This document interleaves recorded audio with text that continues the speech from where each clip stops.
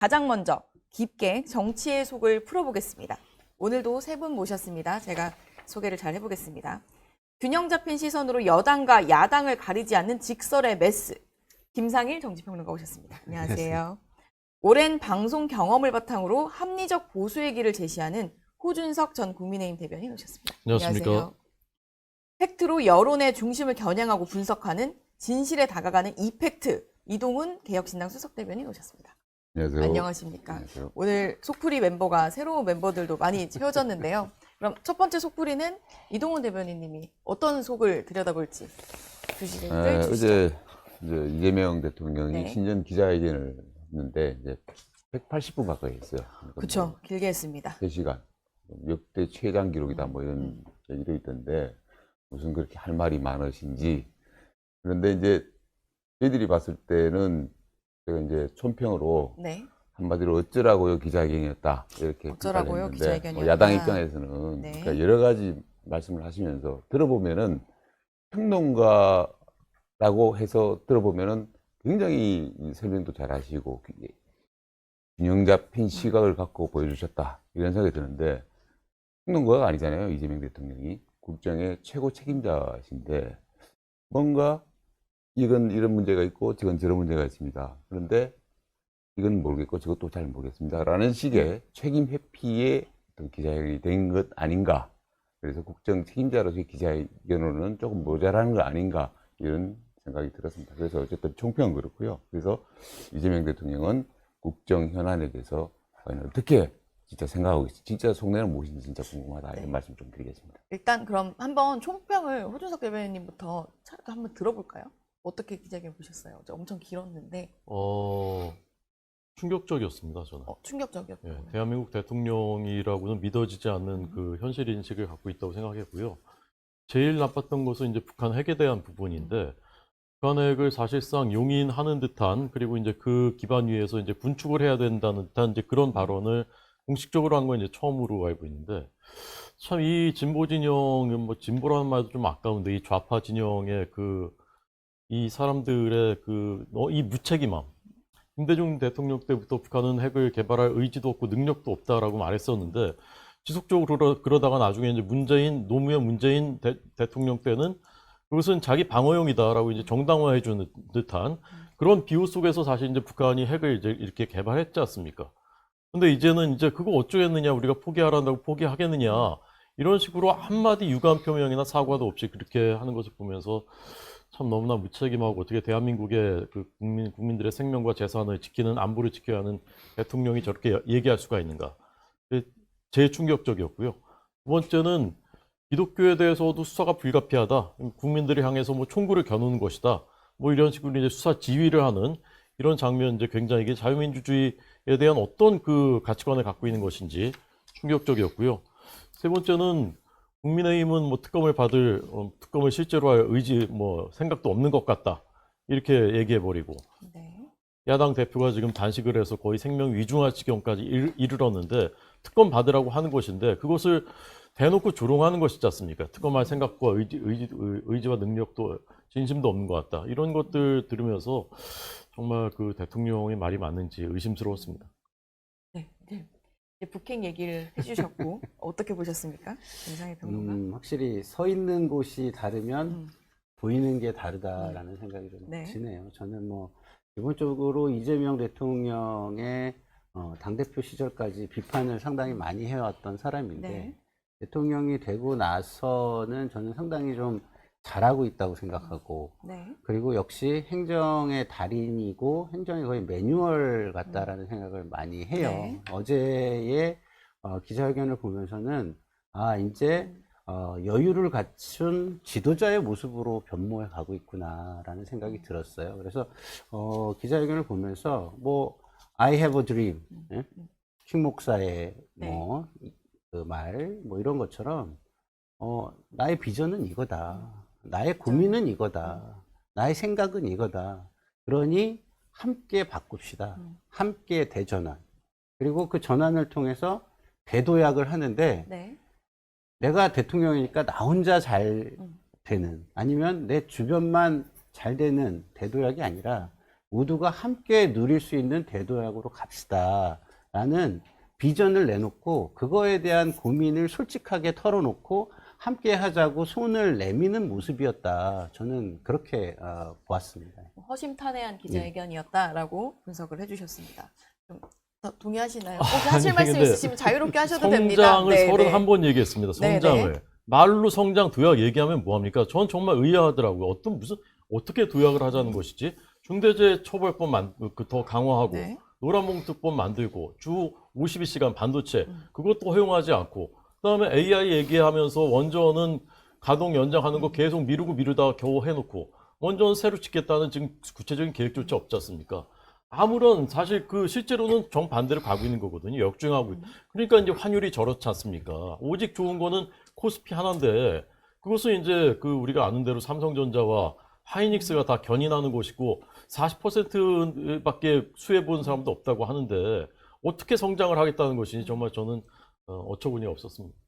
알겠습니다. 저는 강론으로 조금 이제 들어가서 이해운 후보자 이야기를 한 걸 좀 하고 싶은데요. 어떻게 들으셨는지 모르겠는데 이해운 후보자도 사실 대통령의 어떤 발언을 할까 상당히 보면서 좀 기자회견을 열심히 보고 있지 않았을까 저는 네. 생각이 들었는데 어쨌든 거치에 대해서 결정하지 않았다. 네. 그리고 사실 갑질 그런 검증은 좀 힘들다라는 음. 현실적인 얘기도 하면서 청문회는 필요하다라고 했어요. 네. 여당 쪽에서는 어떻게 들으셨을까요? 역지사지라는 게 굉장히 전 중요하다고 생각하는데, 저는 강선우 후보가 여가부 장관 네. 후보로 지명됐을 때 강하게 비판을 했던 사람입니다. 그러면 같은 일관된 입장에서는 이해운 후보자를 강하게 비판을 해야 되는 거죠. 일관성의 네. 차원에서 보면. 근데 저는 비판하기가 좀 어려운 부분이 있어요. 왜냐하면 여야가 서 있는 곳이 달라서 보이는 것만 다른 게 아니라 보이는 걸 가지고 행동하는 것도 굉장히 좀 극단적인 상황이에요. 네. 근데 그런 상황 속에서 대통령이 좀 함께 넓게 사람을 쓰고 넓게 함께 해보겠다라는 시도를 한 거예요. 네. 그러면은 또 다른 가치가 있는 겁니다. 이게 도덕성이라는 그런 가치보다. 그래서 제가 이해운 후보자가 우리 당의 정치인이라면 내치세요. 이거 말이 안 됩니다라고 얘기를 했을 거예요. 네. 근데 우리가 지금 추구하는 통합의 가치, 넓게 가는, 함께 가는 포용의 가치, 이런 걸로 추진한 인사인데, 이게 우리 당 정치인이 아닌데 20년간 상대 진영에서 대표급 선수로 계속 대표 선수로 내놓은 사람이에요. 네. 근데 그걸 어떻게 도덕성에 문제가 있다고 생각하고 먼저 들어가서 그걸 검증을 하죠? 지금 국민의힘이 재빠르게 제명을 했다고 해가지고 우리 사람 아니야 이렇게 얘기하는 게 저는 훨씬 무책임하다고 생각하고요.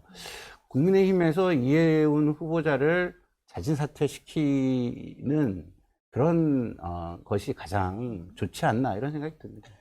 개혁신당의 입장 한번 들어볼까요? 그러면? 사실 이해운 후보자만큼 이렇게 의욕투성인 후보자도 정말 없었던 것 같아요. 그러니까 뭐 지금 단독 기사가 이해운 후보자 관련한 의혹과 관련해서 100개가 넘게 나왔다 이렇게 얘기를 하는데 그런 그만큼 얘기가 있었죠. 이게 과거에 그런 후보자가 있나 싶을 정도로 정말 흔히 하는 말로 비리 의혹 백화점인데요. 사실은 제가 어제 이재명 대통령 기자회견을 보고 느낀 점은 그럼에도 불구하고 51대 49로 아직까지 임명을 하실 것 같다라는 생각이 들더라고요. 임명을 할 것 같다라고 임명을 하실 것 느끼셨나요? 같다. 왜냐?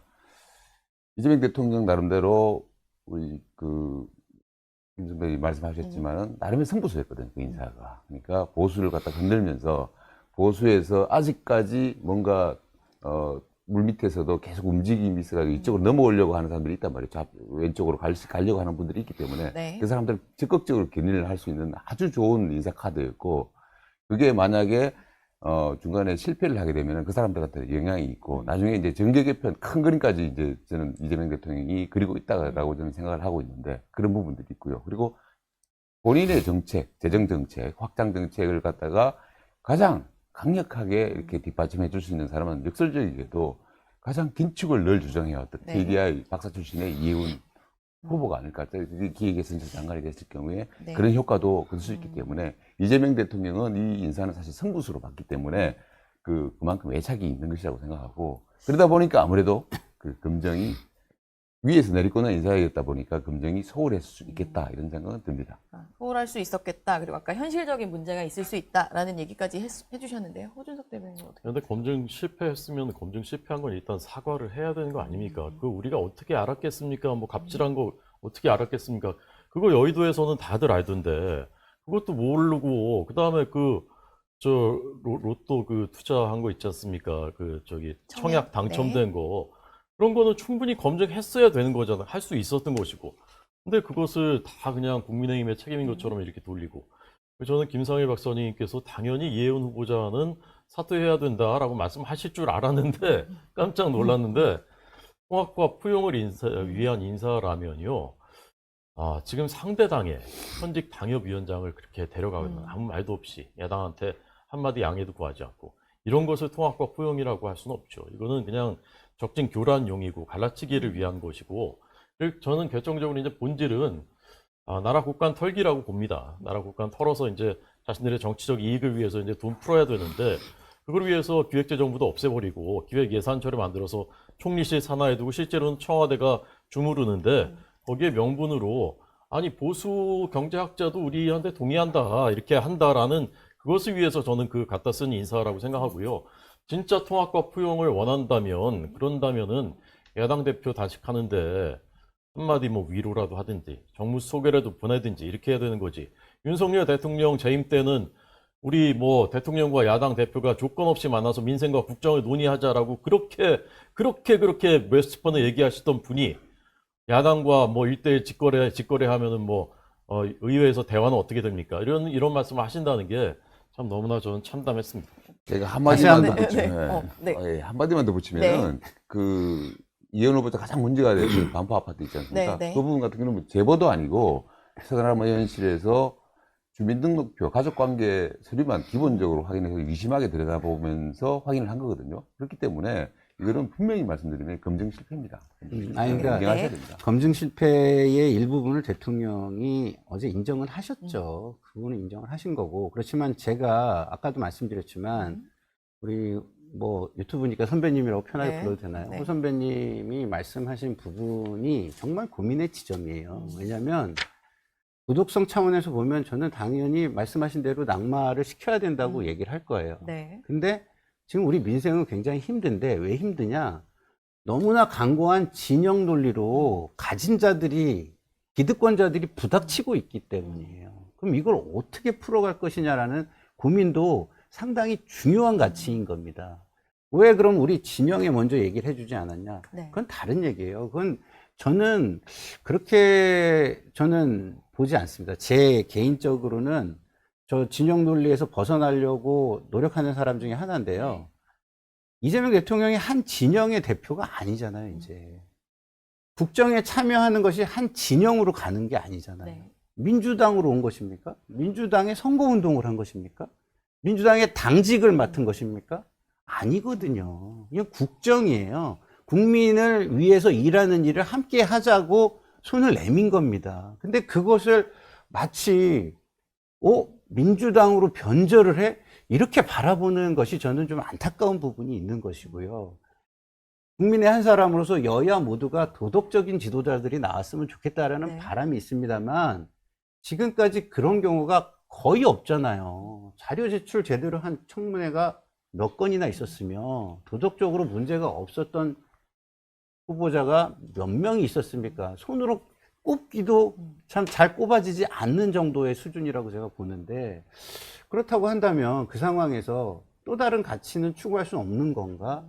지금 어쨌든 국민과 국가의 미래를 위해서 함께하고 하는 모습을 보인 다음에 그 속에서 도덕성의 문제를 하면서 그 정치나 이런 기득권층을 맑게 만들어가는 과정으로 가는 건 안 되는 건가? 이런 고민이 있다는 말씀을 드립니다. 근데 저는 이게 한 개인의 문제가 아니라 우리 나라의 전체의 수준과 또 기준이 추락하고 있는 겁니다. 이게 저런 분도 장관을 700조 원을 주무르는 우리나라 예산 주무르는 장관이 될 수 있다. 과거엔 안 되던 일이에요. 윤석열 정부 때만도요. 7, 8명이 낙마했습니다. 그때 그분들이 왜 낙마했는지 지금 살펴보면 저기에 비하면 정말 세 발의 피입니다. 근데 이거는 벌써 김민석 총리 때부터 해서 이건 당연히 낙마했어야 되는 것들이 지금은 그냥 가고 있어요. 그건 뭐냐? 아니, 우리 젊은이들, 그다음에 우리 저 자라나는 세대들이 보면서 저 정도 괜찮네? 저래 장관 되네? 그럼 국가의 수준이 떨어지는 거거든요. 저는 저희 당도 대표께서 이 문제는 사과했으면 좋겠습니다. 저런 분을 우리 당이 5번이나 공천하고 국회의원 3번 하게 한 것은 이건 명백히 잘못된 거고 그건 사과하고 네. 장관 안 되는 겁니다. 저거는. 그러니까 그래서 네. 양쪽의 지도자들이 정말 우리 선배님 지금 말씀하신 네. 것처럼 거국적으로. 정말 진심으로 네. 사과하고 국민을 위해서 맑게 같이 하자라는 합의하에 이혜훈 후보자를 낙마시키고 더더군다나 제가 청문회 때마다 말씀드린 게 있어요. 제발 좀 기준을 정해라. 어느 시범 케이스 하나 있으면 그 뒤 졸졸 따라가면 그냥 무사 통과되는 그런 식이 아니라 누구는 억울하고 누구는 그냥 통과되고 이런 식이 아니라 정치권이 모여서 국민 창피하지 않게 기준을 좀 정해달라. 청문회, 자료 제출 이런 거 기준 못 정합니까? 정하죠. 우리가 과거에 종부세 할 때 다 그 종부세 싫어하는 이유가 뭐냐면 나도 부자 될 건데 부자 되면은 저거 다 내가 내야 돼? 이런 것 때문에 그랬잖아요. 네. 똑같아요. 지금 정치권들이 나도 장관 될 수 있는데 장관 되면 저런 거 나도 그냥 통과해야지 내지는 통과 못할 거 아니야? 이런 것 때문에 그런 거 아니냐라는 국민들의 의구심이 상당히 크다는 것입니다. 두 분의 말이 결이 맞는 부분도 있는 것 같은데 일단 청문회를 13일에 할 수도 있는 상황. 23일. 23일에 네. 죄송합니다. 23일에 그러니까 내일이죠. 내일 잠정 합의를 했다는 소식도 들리고 있어서 일단 청문회가 열리고 나면 그 내용도 보고 다음 주에 한번 다시 심층 토론을 해보시죠. 이제 두 번째 속풀이 주제로 넘어가겠습니다. 오늘 속풀이에 처음 오신 김상일 평론가님 어떤 속을 풀어볼까요? 저 장동혁 대표 네, 속을 풀어달라고 하셨잖아요. 맞습니다. 네. 장동혁 대표가 지금 8일째 단식 투쟁을 하고 있죠. 저는 장동혁 대표를 오래 알았어요. 아주 친한 형 동생으로 오래 지냈고 네. 제가 우리 민주당에서 조국 논란이 가장 거셀 때 가장 먼저 민주당 진영 사람으로서 조국 대표를 비판한 사람입니다. 그리고 일관되게 비판을 했죠. 네. 그럴 때에 저하고 통화를 하면서 당신이 나라를 구하고 있다고 막 이런 얘기까지 할 정도로 네. 친한 사이인데 지금 보면 떠오르는 건 나 돌아갈래. 나 돌아갈래인 거 그게 속일 것 같아요. 왜 내가 좋은 줄 알고 이 길에 떠들어서 앞만 보고 달리는 이 상황이 됐을까. 하나도 여유가 없을 것 같아요. 지금은 생존을 위한 게임을 너무 열심히 하고 계신 거 아닌가 이런 생각이 들고요. 제가 한동훈 전 대표를 하나 굉장히 인상 깊게 생각하는 부분이 있어요. 항상 무언가를 이야기할 때 무엇을 위하여를 앞에 놓고 얘기하는 게 있습니다. 그러면 그렇죠. 예를 들어서 우리 단합해야 돼. 네. 그러면은 한동훈 대표는 이렇게 얘기해요. 무엇을 위해서? 국민을 위해서 단합을 하자는 거야? 아니면 내 이익을 위해서 단합을 하자는 거야? 네. 이런 건데 이 단식도 저는 똑같이 말씀을 드리고 싶어요. 누구를 위하여? 국민들이 우리를 위해서라고 생각한다면 이해관계가 맞아떨어지거든요. 정의를 세우자는 거고 지금 잘못된 부분을 고치자는 거니까 박수를 쳐주고 함께 해야 되는데 왜 안 가죠? 왜 지지를 안 하죠? 국민들은 이 단식이 우리를 위하여라고 생각하지 않고 장동혁 대표 본인을 위하여라고 생각하고 의구심을 가지고 있는 게 큰 거 아닌가라는 게 저의 시각이고 그렇게 힘든 길을 계속 가면서 본인이 느끼는 건 가끔 나 돌아갈래 일 것 같습니다. 호준석 대표는 어떻게 보셨습니까? 아니 너무 혹평을 하셔가지고 네. 좀 당황스러운데 그렇게 친한 사이셨다고 하는데 저렇게 혹평을 하시는가 싶은데 너무 변하셔가지고 저는 장동혁 대표가 지향하는 노선에 네. 대해서는 다 동의하지 못하는 부분이 있어요. 왜 저렇게 저쪽 길로 가지 하는 부분이 있어요. 그렇지만 지난번 필리버스터 할 때도 그렇고 이번에 단식할 때도 그렇고 네. 그런 어떤 진심 그런 거는 저는 사실 의심하지 않습니다. 저게 무슨 당내 분란을 잠재우기 위해서 갑자기 했다거나 네. 저는 그렇게 생각되지는 않더라고요. 저건 어쨌건 이 나라가 이렇게 가면 안 된다. 그리고 당을 살려야 되겠다라는 그런 마음이 있으니까 저렇게 목숨 걸고 하는 겁니다. 저 굶는 거 쉬운 일 아니에요. 그러니까 어제 이제 병원 이송을 하려고 했는데 네. 장 대표가 거부를 한 것 네. 같더라고요. 그러니까 나는 여기에 묻히겠다, 뭐 이런 말, 네. 이런 말은 저는 그거는 정말 진심에서 나왔다라고 음. 저는 생각을 하거든요. 그래서 저는 어쨌건, 필리버스터를 통해서 한번 이니셔티브를 네. 잡았었는데, 네. 이번에는 사실 그때보다 더 좀 파괴력이 있는 것 같아요. 음. 장동혁 대표의 단식이. 네. 그러니까 이준석 대표도 찾아가셔가지고 그렇죠. 우리의 지휘관이 돼달라. 네. 저는 그런 말이, 그런 수위의 말이 나올 줄을 사실 몰랐는데, 그리고 뭐 오세훈 시장 등등해서 이제 다 가지 않았습니까? 그러니까 제가 바라는 제일 좋은 그 어떤 그 장면은 오늘 한동훈 대표도 갔으면 좋겠습니다. 한동훈 대표도 갔으면 네, 좋겠다. 가서. 이게 사람이 극한적인 상황이 됐을 음. 때는 마음도 달라지는 거예요. 네. 어떻게 보면 좀 마음이 약해질 수도 있고 넓어질 수도 있고 이제 이런 상황이거든요. 네. 그런 상황에서 두 사람이 만났을 때 어떻게 보면 감정도 좀 풀어질 수 있습니다. 그리고 국민들이 제일 저희 당을 지지하시는 국민들은 제일 바라는 장면 중에 하나일 거라고 저는 생각해요. 대부분의 국민, 저희 당 지지하시는 국민들은. 그러면은 저는 그 장면을 통해서 이번 지방선거를 이길 수 있는 그 승기를 잡을 수 있다라고 보거든요.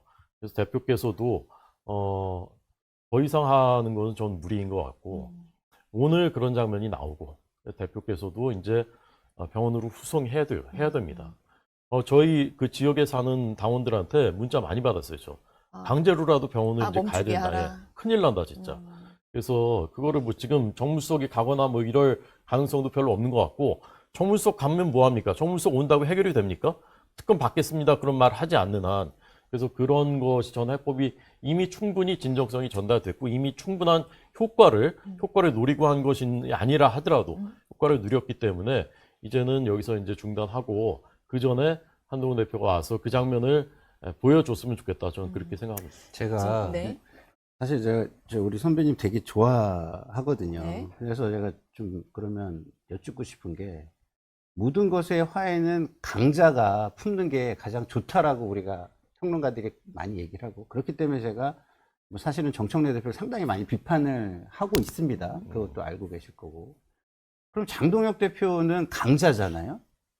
한동훈 전 대표는 강자도 아니에요. 정치적인 수세에 몰려 있는 사람입니다. 강성 지지층에 의해서 수세에 몰린 게 가장 치명적인 거예요. 근데 그런 사람을 품지 못하고 윤리를 통해서 저는 윤리도 이게 준사법기구라고 생각하는데 네. 일사부재의 원칙을 제대로 설명도 안 하면서 이걸 쳐내기 위해서 이준석 대표도 그렇게 쳐내진 첫 번째 사례라고 저는 생각하고 방송에서도 저는 그거를 굉장히 과거에 네. 많이 비판했던 사람인데요. 그러면은 한동훈 대표 보고 오라고 하려면 적어도 우리 선배님 같은 분들이 물밑 조율을 해서 갔을 때 그게 더 망신이 되거나 더 어려운 상황으로 치닫지 않게 어느 정도는 조율을 해주시고 가라고 하는 게 맞는 거 아닐까요? 저는 그런 좀, 예. 그걸 좀 여쭙고 싶은 생각이 있어요. 그 한동훈 대표한테 오라고 하는 그런 상황은 아닌 것 같고요. 네. 저희가 취재한 바로는 장 대표 측에서 뭐 오는 거를 원하는지 안 원하는지 모르겠습니다. 장 대표 주변에는 한동훈 대표를 이번에 이제 그냥 그 진짜로 그 제명해야 된다고 생각하는 사람들도 있지 않습니까? 저는 그분들은 오히려 오지 않기를 바라고 있을 것 같아요. 근데 당을 위해서는, 네. 당의 승리를 위해서는 저는 그게 필요하다라고 당을 이제 위해서는. 보는 것이고, 저는 제명 결정은 바람직하지 않다고 생각해요. 이게 제명할 정도의 일인가?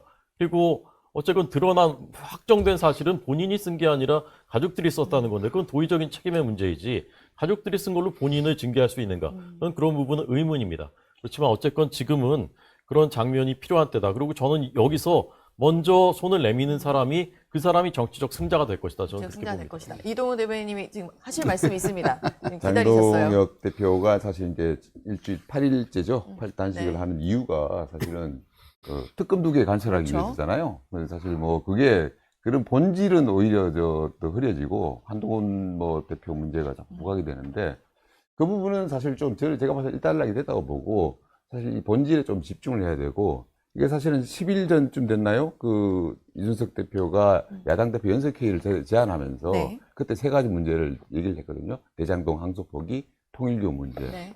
그리고 이 동공천 문제, 민주당의 동공천 문제 이 3가지를 반드시 해결을 해야 된다. 그러면서 이 2가지를 묶어가지고 특검을 하자라고 하면서 추진이 됐고 그런데 사실 그 당시만 하더라도 네. 이준석 대표하고 장동혁 대표 사이에서는 이게 국민들이 아직까지 여론이 동의는 하지만 잊고 있지 않다. 그러니까 좀 더 여론전을 가지고 빌드업을 해가지고 단식이라는 장면은 최후의 수단으로 어떻게 좀 해보자라고 했는데 그게 장동혁 대표가 좀 빨리 좀 한 측면이 있어요. 물론 그게 당내 사정이라는 해석도 있긴 한데 어쨌든 그러다 보니까 지금 그 효과가 사실 장동혁 대표가 하면서 주목은 받았지만 만약에 이 단식이 특검을 관철시키지 못하고 그러니까 통일교 문제 그리고 동공천 문제 이 특검을 관철시키지 못하고 단식이 마무리되게 되면은 이게 성과 없는 특검이라고 나중에 기록될 수도 있겠다라는 생각이 들어요. 그래서 그 부분에 대해서 사실 이준석 대표가 이제 어제 귀국을 해가지고 네. 단식장을 찾고 그 다음에 투쟁 방안 뭐 공동으로 단식하는 방안도 뭐 얘기되고 했다는데 네.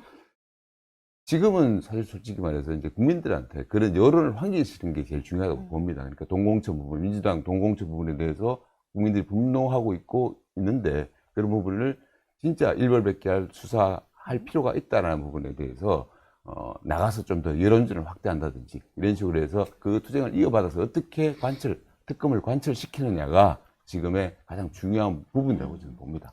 알겠습니다. 조금 전에 이제 얘기하실 때 여권 인사가 누구라도 가야 되는 거 아니냐 이런 이야기를 했는데 그런 움직임은 현재는 그 어제 대통령께서 하신 말씀 중에 네. 조금 부연 설명이 좀 필요한 부분이 있었다고 생각해요. 야당 대표는 언제든지 만날 수 있고 만나야 하지만 필요성이 있어야 된다라고 얘기를 하셨어요. 근데 네. 그게 이제 제가 이제 한동훈 대표를 높게 평가하는 부분 중에 하나라고 말씀드린 건데 네. 무엇을 위한 필요성이냐를 좀 부연 설명을 하셨어야 돼요. 그거는요. 나라와 국민을 위한 필요성이 있냐인 거예요.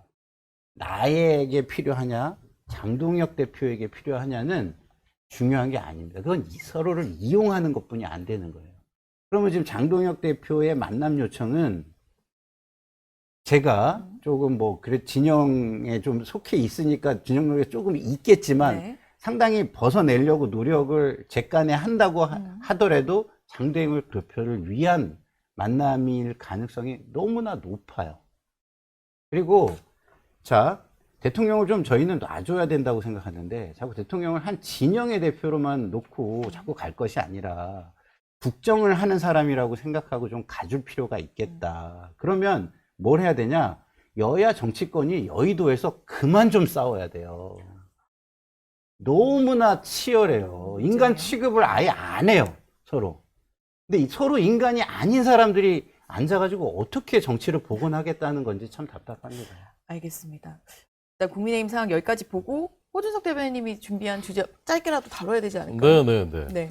아니 그 특검이 장동혁 그렇죠? 대표를 위한 특검이 아니지 않습니까? 그게 지금 공천 뇌물이 이렇게까지 드러났는데 MBN 단독 보도로는 또 다른 사람한테도 이 김경 시의원이 강서구청장 보궐선거 그때 이제 공천 받으려고 또 돈을 줬다는 거 아닙니까? 그러면 구청장 공천을 받으려면 누구한테 줬는지 잘 모르겠지만 거기 이제 강서에 의원이 3분이 있더라고요. 네. 그럼 이 정도 되면요, 이거는 한 명, 강선우 한 명 일인 줄 알았더니 나중에 보니 김병기 원내대표도 그 공천 뇌물을 받았다는 사실이 이제 의혹이 밝혀졌어요. 그런데 또 있어요. 그럼 이건 개인의 문제가 아니라 이건 정당의 문화예요. 정당의 풍토입니다. 정당 전체가 그랬다라는 걸로 봐야 되는 거예요. 근데 이걸 특검 안 합니까? 특검 하자고 지금 그 단식까지 저렇게 목숨 걸고 하는 것이지 않습니까? 근데 그것을 왜 안 받고 특검을 어떻게 일방 처리합니까? 라고 대통령이 어제 기자회견에서 말씀했던데 특검 일방 처리를 얼마나 많이 했습니까? 민주당이 지금까지 계속했잖아요. 최근에도 했지 않습니까? 근데 어떻게 저렇게 유체 이탈의 화법을 쓰시는 것인지 정말 어제 처음부터 끝까지 정말 의아했습니다. 네, 일단 강선우 의원과 이제 김경 시의원에 대한 수사가 진행이 되고 있고 그 부분에 대해서 얘기를 해주신 것 같아요. 그러니까 선관위에서 이첩이 되어 온 자료가 있고 새로 수사가 들어가는 게 있는 것 같은데 이제 그 대상이 현직 국회의원인지까지는 확인이 좀 더 필요한 상황인 것 같습니다. 좀 더 근데 수사가 좀 더 커지고 있는 상황에서 어떻게 보시는지 일단 의견을 한번 여쭤야 될 것 같아요. 저는요, 제가 이 공천 시스템은 정당들이 대동소이해요. 근데 거기서 부패가 일어나는 가장 큰 원인을 저는 개인적으로 뭐로 보냐면 진영 논리가 강해지면 그렇게 되는 거예요. 일색으로 변합니다. 네. 일색으로. 공천 시스템에 참여하는 인자들이 사람들이 일색으로 변해요. 그러면 오도가 내려오게 되죠. 오도 네. 외에는 자기가 또 함께 하는 거니까 자기 이익을 위해서 또 이 기회를 활용하는 게 발생을 네. 합니다. 다시 말해서 견제가 작동하지 않고 투명성이라는 게 사라지는 경우가 되는 거죠. 제가 이번에 선출직 평가위원을 해봤거든요. 네. 얼마 전에 뭐 지난주에 마감을 했습니다. 근데 보니까 그런 식으로 흐름이 흐르잖아요. 문제가 엄청 많이 발생하겠더라고요. 그래서 지금 이것은 제가 볼 때는 민주당만의 문제일까라는 저는 생각이 들고, 정치권이 이 진영 논리로 똘똘 뭉쳐가는 이걸 깨지 않는 한 사라지지 않을 일이라는 생각이 저는 알겠습니다. 듭니다. 이제 마무리를 해야 되지만 저- 개혁신당 대변인님 말씀 듣고 이제 마무리하겠습니다. 짧게 마무리할게요. 그러니까 이게 이제 휴먼 에러도 아니고 그야말로 시스템 에러와 휴먼 에러가 결합된 총체적 에러라고 저는 생각을 하고, 그게 사실은 방금 말씀하셨다시피 민주당만의 문제도 아니고 거대 양당의 문제고, 공천만 하면은 거대 양당의 문제다. 예, 네. 당선되는 그런 독식구조가 만들어져 있기 때문에 돈이 오가는 겁니다. 그래서 이번 계기로 일벌백계 하고 그리고 제도적으로 좀 해결할 수 있는 방안을 마련해야 된다라고 생각을 합니다. 아, 근데 한쪽에서 네. 범죄 혐의들이 잇따라 나오고 한쪽에서 네. 아무것도 나오지 않았는데 저쪽도 그럴 거야 이렇게 규정하는 거. 아니, 이거는 그러면 없지, 저 없지. 선배님, 아니, 명태균 어디에서- 그때도 특검 요구를 네. 하셨어야죠. 거기에 어떤 공천 뇌물이 어디 있었습니까? 이게 오늘 확실히 마무리할 수 없을 것 같아서 일단 오늘 속풀이는 여기 마무리하고 다음 주에 저희 이제 청문회도 열리게 되면 그것도 본 뒤에 다시 한번 모시겠습니다. 감사합니다. 맞습니다. 고맙습니다. 네.